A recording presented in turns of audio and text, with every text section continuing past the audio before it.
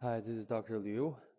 Let me go through an introduction video of how to connect our circuit board to the projectile motion lab.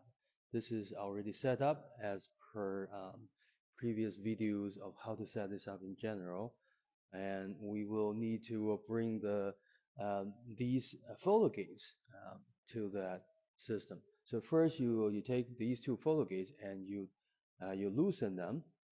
So these are already been taken off. So you can see here, you just loosen that. You actually have to loosen it all the way, and the stands will just stay where they are. And you pull these off the stands and also remove these fasteners. And then you have a bag with content. So here is an adapter and a couple of audio adapters, two of these, and also a couple of bolts. So let's do this first. Um, on the adapter, you already have these two screws, so remove the screws.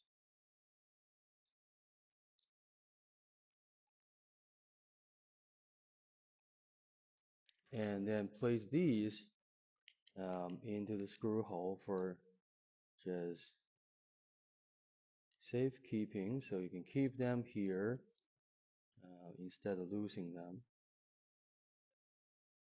Okay, so now they're mounted here, and now I have this, and also I have disconnected the cables just for clarity. I disconnected the cables. So take one of them. This one should go. Okay, here is that screw hole that I was removing this from. So the screw hole will face this. So okay, so like here. All right.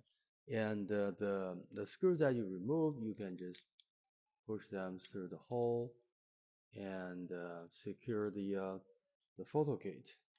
So have them on the table so they can line up nicely. Okay, so here it is. You can tighten just by hand. Don't have to tighten too hard. And here's the second one. Doesn't matter which order. Mm, okay, just setting this on the table.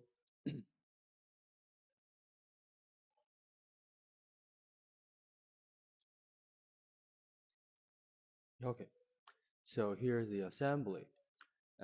This goes to the end of the launcher. So as the ball is launched, it goes through the first and then second gate. So with that distance as 10 centimeters, we can find out the approximate speed by finding the time difference between this gate and the next gate that triggered. So the time duration here divided by the 10 centimeters gets you the speed. So now let's put the apparatus, our circuit board onto this thing. So first you need to remove the brain and do not try to yank it off and try your best to not damage it. So what I would do is just gently rock it a little bit from side to side. So you can see that the pins start to get loose. You can have some space here, and then just use your fingers and thumbs. Try to move it out. Not try to pull it out with the whole arm. Try to use your fingers to wedge it out of the this connector. So now it reveals a hole here. There's also a second hole over here. This the holes are exactly 10 centimeters. So here we go. And this thing just sits on top. And let me line up the holes. And what's so nice about okay this side, nice about the this device is the rubber feet are actually sitting right against the two photo gates, so that provides some cushion when you're tightening. So just drop the bolt in and hand tighten. Just drop this in, hand tighten.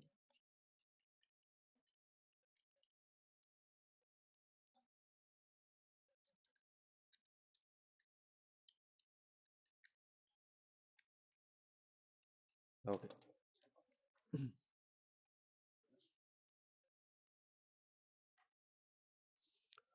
I only have this one tool, and do not over tighten. So just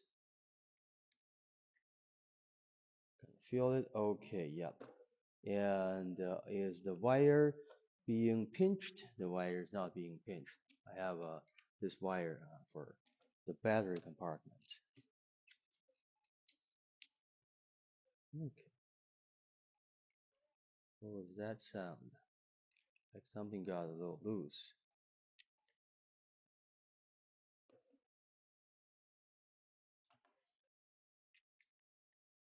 Okay, all right. So don't over tighten. This is not going to be super secure. It's just it sits on top, so we have a place for it. Okay. Sounds like there's a little bit of rattling. Maybe the photo gate had some damage. Maybe it's fallen to the ground before. Anyway, so here's how to secure it. And then we'll bring the cables back. Let me grab some cables.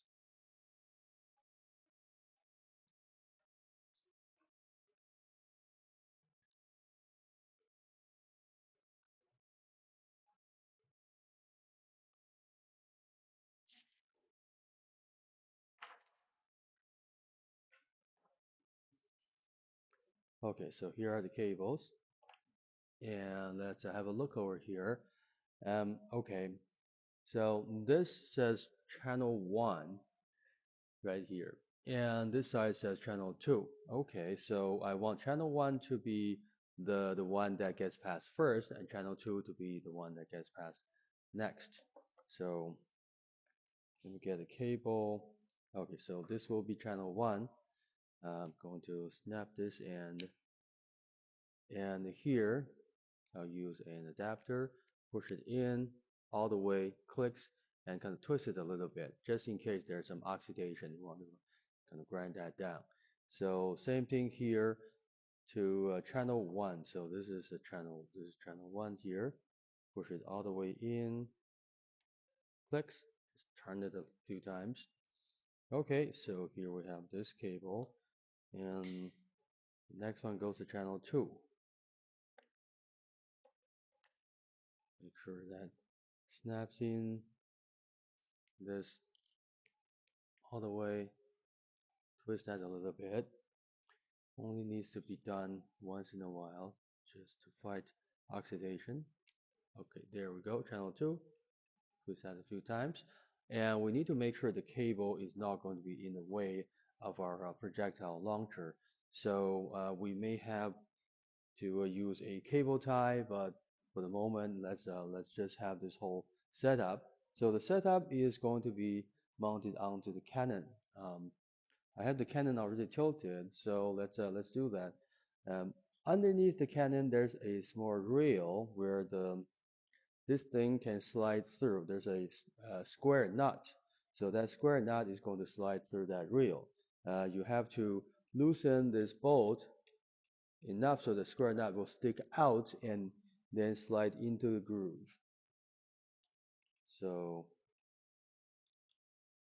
let me see if I can bring my laptop over and close up.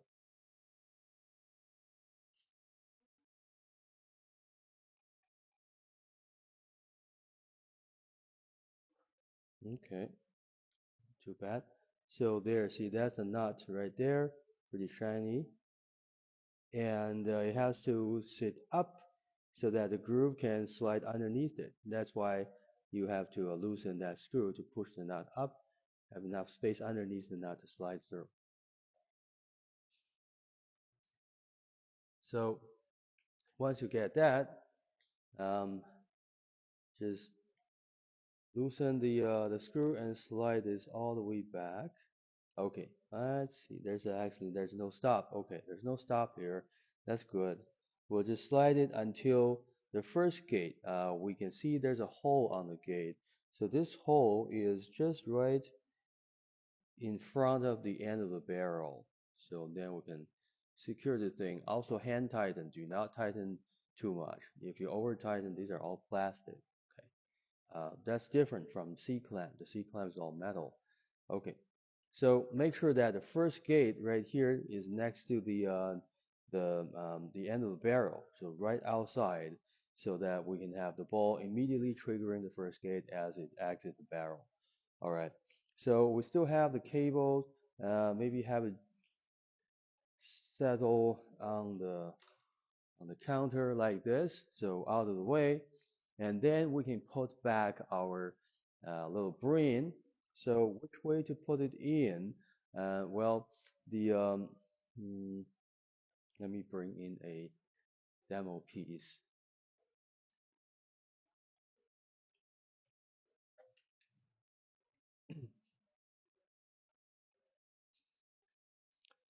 So here's a demo piece.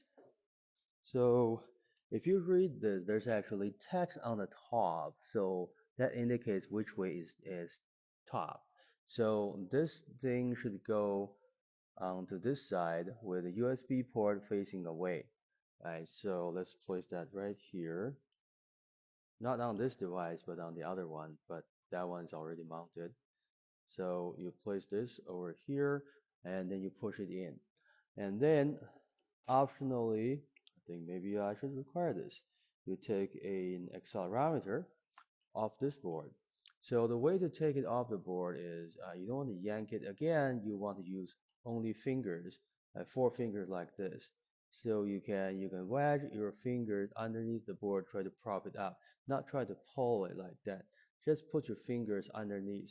You'll prop. Okay, so it comes off, right? You don't want to yank it and end up damaging the pins.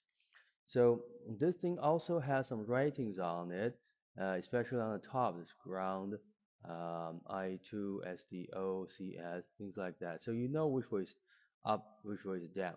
The downside has 6 pins, upside only has 4 pins. Okay, so with this setup, you just place it into the left set of holders. The right set of holders is for something else. So you push this one in here.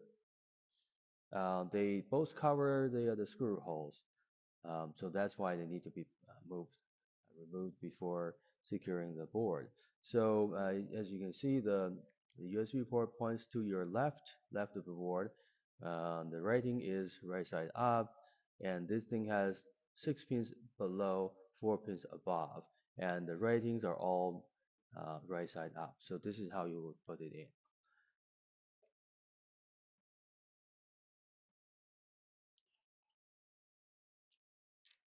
Okay, so let me remove these and put them on the actual device.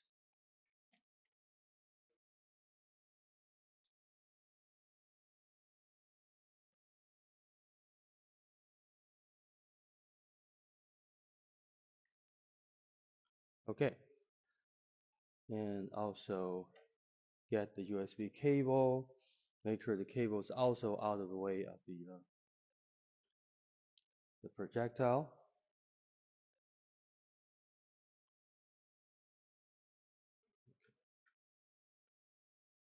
Yeah, the cable is a little tight, so you have to push and hear the click. All right, so I'm running the cable above the board, and I'm not really yanking the cable. Do not do that. I might actually just get some cable ties for you guys to tie this together while you're doing your experiment. And this end of the cable can go to your computer. And well, unfortunately, you don't want to stretch your cable across the walkway. That's not allowed. So bring your computer over to this side and get it set up. There is enough space to do that. Um, all right. So when you're doing a launch, here's what you would do. If you're trying to find just the speed, all you have to do is have the ball launch through the gates, and you can catch the ball here. Maybe with your hat, with your beanie hat, so that the ball doesn't fly away and you have to chase it, right? So you can certainly just do that. Um,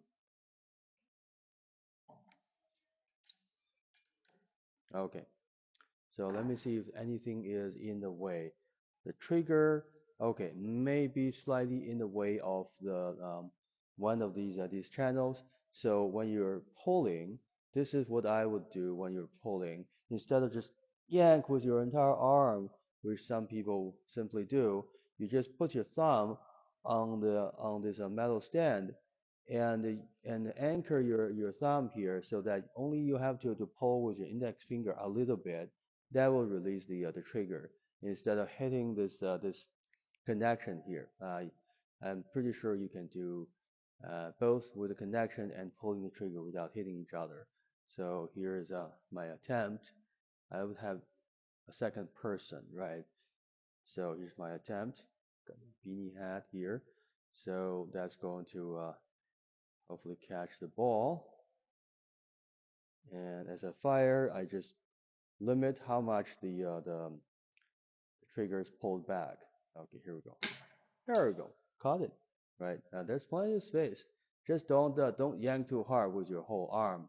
That's not how you would do something like this in the lab. So look around, see if you're able to pull something securely. And in this case, you can't pull like that. Right. You just have to use your finger, fine motor skill, just to pull it. Um, Okay, so this should be enough to get you set up with the additional apparatus. Um, and okay, so let's move on to program.